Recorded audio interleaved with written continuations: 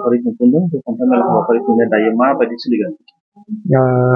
खुलुमबाय सनितपुर जिल्ला बरथुन जानानै साबायखर बावदों आंनि निउस चेनेलनिसिम बेनि जा बुजिलाङारि खन्थाइ मेल बे मोजाङै सोलिगासिनो दं दा जोबनायनि लामाहा नाथाय दिनै गोजोनथाव मोनसे रादाब मानोना बियो इन्टारनेशनेल खन्थाइ मेल जादों बुंब्लाबो माने बारा बुंनाय जाया मानोना बेवहा उड़िष्यानिफ्राय माने खन्थाइ उड़िया खन्थाइ आवरायदों बिहारनिफ्राय हिन्दी आवरायदों लखिमपुरनिफ्रायबो फैनानै बेवहा हिन्दी आवरायदों असमिया खन्थाइबो आवरायदों लोगोसे जोंनि बर' खन्थाइफ्राथ' दंखायोनो बे हिसाबै जों गोजोननाय मोनदों बेखायनो दिनैनि बे हाबाफारिखौ जाफुंसार होनायावहा राङापारा अट'नमास फरायसालिमानि जा माने बर' बिफाननि माने एकाडेमि इनचार्ज प्रसान्त बर' बिथाङा जा खाबु होबाय बेनि थाखाय बिथांखौ साबायखर बावदों आरो लोगोसे जोंनि जा थांखि आरो नोजोर बेखौ जाफुंसार जादों होननानै जों माने मिजिंथियो आरो जाहाथे इयुनाव एसे हांबोनाय गोलिसाफोरखौ जाहाथे खन्थाइ लिरनाय लिरगिरि महरै बिसोरखौ सोरजिलांनो हागोन आरो खन्थाइनि माने फोथारखौ जाहाथे गोजौ लेभेलसिम जौगालांनो हागोन बेखौनो आसा फारियो।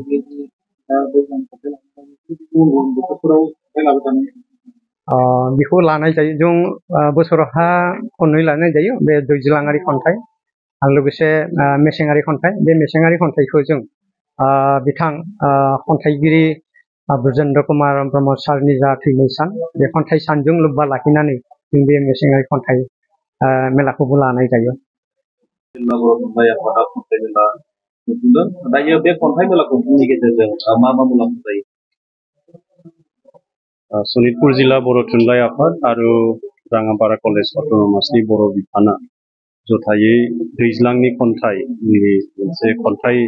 मेल जथुमदों आरो बेयाव गोबां गागि थुनलाइगिरि बर' थुनलाइ आफादनि मावथि बिथांमोन आरो लोगोसे बे फरायसालिमानि फरायसा फरायसुलिफ्रा बाहागो लादों। बेबायदि खन्थाइयारि जथुम जायखौ जों लिटारारि आड्डा होननानै बुङो बिनि गेजेरजों माने थुनलाइखौ सिबिनायबो जायो आरो फारसेथिं थुनलाइखौ सावरायनाय खन्थाइ आवरायनाय गावनि सुजुनाय खन्थाइफोरखौ फरायनाय बेबायदि हाबाफारिनि गेजेरजों जोंनि जि गोसोनि जि इन्टेलेक्ट जोंनि जि मेलेमारि सानस्रि बे सानथौ सानस्रिफोरा जौगानायनि खाबु मोनो आरो पार्टिकुलारलि बेयो फरायसाफोरनि बेलायाव बियो बिसोरो गोबां सोलोंनो हायो गेदेमाफोरनि खन्थाइ सुजुनाय बिथांमोननि सानथौ सानस्रि बिथांमोननि खन्थाइ फरायनायनि आदब बेफोरखौ उनसंनानै माने गोदान जोलैनि लिरगिरि एबा थुनलाइगिरि सोरजिनायनि बे गोदान मोनसे साबसिन आथाल जायो बियो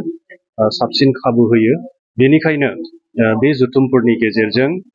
थुनलाइ सोरजिनाय थुनलाइखौ सावरायनाय आरो थुनलाइखौ अनसायनायनि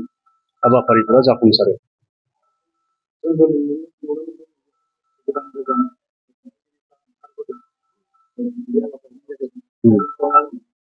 बे जोबोद मोजां बाथ्रा आरो सनितपुर जिल्लानि बर' थुनलाइ आफादनि मावथिफोरनि गोख्रों दैदेननायनि गेजेरजों जोंनि जिल्लायाव बर' थुनलाइ आफादा गोख्रोङैनो खामानि मावगासिनो दं। बेनि बिदिन्थिखौ दिनैनि बे जि खन्थाइ मेल जथुम बेयो मोजाङै जाफुंसारनायनि जि महर मोनदों बेनिफ्राय जों हमदांनो हायो आरो बेहाय जोंनि गोदान जोलैनि सेंग्रा सिख्लाफोर बिथांमोननि मुखुब बाहागो लानायनि गेजेरजों बेखौ जों हमदांनो हायो जे बिथांमोनाबो थुनलाइ सोरजिनाय आरो बर' थुनलाइ आफादनि मावफारिनि सायाव उनसंनाय दङ।